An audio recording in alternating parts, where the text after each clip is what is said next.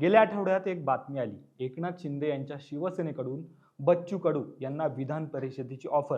याबाबत 23 एप्रिलला उपमुख्यमंत्री एकनाथ शिंदे आणि प्रहारचे प्रमुख बच्चू कडू यांच्यात बैठकही पार पडली. पण सोमवारी 27 एप्रिलला आणखी एक बातमी आली. ती म्हणजे बच्चू कडू यांची प्रहार संघटना शिवसेनेत विलीन करावी असा प्रस्ताव शिवसेनेकडून देण्यात आल्याची आणि राजकीय वर्तुळात चर्चांना उधाण आलं. बच्चू कडू पुन्हा आमदार होण्याच्या चर्चेनं पुन्हा एकदा जोर धरला. पण इथे एक अत्यंत कळीचा मुद्दा आहे. तो म्हणजे उपमुख्यमंत्री एकनाथ शिंदे बच्चू कडूंसाठी इतके आग्रही का आहेत? बच्चू कडूंचा शिंदेंना किंवा शिवसेनेला नक्की काय फायदा होऊ शकतो? बच्चू कडू यांना विधान परिषदेवर घेण्यामागं एकनाथ शिंदे यांचं राजकीय गणित नेमकं काय असू शकतं, हे सगळं समजून घेऊ या व्हिडिओच्या माध्यमातून. नमस्कार, मी अरविंद आणि तुम्ही पाहतात महाराष्ट्र कट्टा.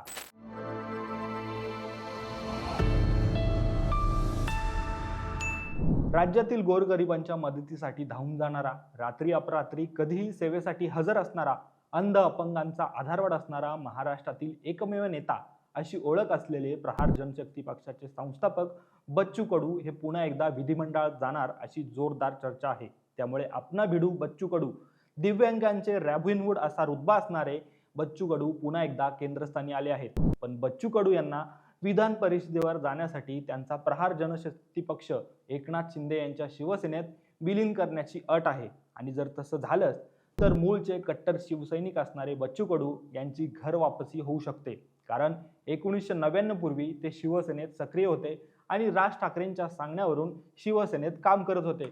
मात्र नंतर वैचारिक मतभेद आणि शेतकऱ्यांच्या प्रश्नांवरून त्यांनी शिवसेना सोडली आणि स्वतःची प्रहार संघटना स्थापन करत 22 वर्ष अपक्ष म्हणून संघर्ष केला. याच काळात 4 वेळा विधानसभेवर निवडून येत प्रहार जनशक्तीच्या माध्यमातून त्यांनी दिव्यांग, शेतकरी आणि सर्वसामान्यांसाठी अनेक आक्रमक आंदोलनं केली. विधानसभेत सत्ताधाऱ्यांना वेळप्रसंगी शिंगावरही घेतलं. पुढे 2019 मध्ये याच बच्चू कडू यांनी महाविकास आघाडीला पाठिंबा देत उद्धव ठाकरे यांच्या मंत्रिमंडळात राज्यमंत्रीपद भूषवलं आणि कामाचा धडाका दाखवून दिला. पण जून 2022 मध्ये एकनाथ शिंदे यांनी शिवसेनेत मोठं बंड केलं आणि त्यावेळी मात्र बच्चू कडू यांनी एकनाथ शिंदे यांना साथ दिली. मग मुख्यमंत्री झालेल्या शिंदेंनीही दिव्यांग कल्याण मंत्रालयाच्या अभियान अध्यक्षपदी बच्चू कडू यांची नेमणूक केली. थोडक्यात म्हणजे कट्टर शिवसैनिक ते अपक्ष आमदार, महाविकास आघाडीचा घटक आणि महायुतीचे समर्थक असा बच्चू कडू यांचा आजवरचा राजकीय प्रवास राहिला आहे. पण 2024च्या विधानसभेला बच्चू कडू यांचा पराभव झाल्यानं राजकीय परिस्थिती बदलली आहे आणि हीच परिस्थिती बदलण्यासाठी उपमुख्यमंत्री एकनाथ शिंदे यांनी बच्चू कडू यांना विधान परिषदेचा प्रस्ताव दिला असावा. कारण मूळचा हाडाचा शिवसैनिक असणारा बच्चू कडू यांच्यासारखा विदर्भातला महत्त्वाचा नेता एकनाथ शिंदे यांना पक्षवाढीसाठी महत्त्वाचा ठरणार आहे. फक्त विदर्भातच नाही तर राज्यातल्या प्रत्येक जिल्ह्यात असे काही पॉकेट आहेत जिथं बच्चू कडू यांचा आजही चांगला प्रभाव आहे. आणि याचं कारण म्हणजे बच्चू कडू यांनी दिव्यांगांसाठी आजपर्यंत केलेलं काम. म्हणजे बच्चू कडू यांनी 2004 साली पहिल्यांदा अपक्ष आमदार झाल्यावर प्रहार जनशक्ती पक्षाची स्थापना करून अपंग, शेतकरी आणि गरिबांच्या न्याय हक्कासाठी झगडणं हे मुख्य उद्दिष्ट ठेवलं आणि अपंगांच्या प्रत्येक प्रश्नांवर त्यांनी विधानसभेत आणि वेळप्रसंगी रस्त्यावरही आक्रमक भूमिका घेतली. मग अगदी अधिकाऱ्यांना मारहाण करण्यापर्यंत त्यांनी आक्रमकता दाखवून दिली. 2017 मध्ये शेतकऱ्यांसाठी महाराष्ट्र ते गुजरात अशी मोटरसायकल रॅली काढली. शेतकऱ्यांच्या प्रत्येक प्रश्नावर आक्रमक होत अगदी स्वतःला गळ्यापर्यंत जमिनीत गाडून घेतलं.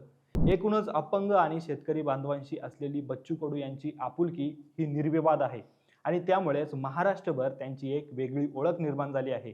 आणि म्हणूनच एकनाथ शिंदे यांच्यासाठी बच्चू कडू हे हुकमी एक्का किंवा किंग मेकर ठरू शकतात. त्यामुळे बच्चू कडू यांची प्रहार संघटना शिवसेनेत विलीन करून घेऊन त्यांना विधान परिषदेवर पाठवून राजकीय ताकद देण्याचा निर्णय एकनाथ शिंदे यांनी घेतला असावा. यामागचं आणखी एक कारण ते म्हणजे अमरावतीमध्ये बच्चू कडू विरुद्ध नवनीत राणा आणि रवी राणा यांच्यात असणारा 36चा आकडा. पण राणा दाम्पत्य भाजपच्या बाजूने आहे आणि त्यातही मुख्यमंत्री देवेंद्र फडणवीस यांच्या जवळचं असल्यानं एकनाथ शिंदे बच्चू कडू यांना विधान परिषदेवर संधी देऊन राणा दाम्पत्याला शह देऊ शकतात.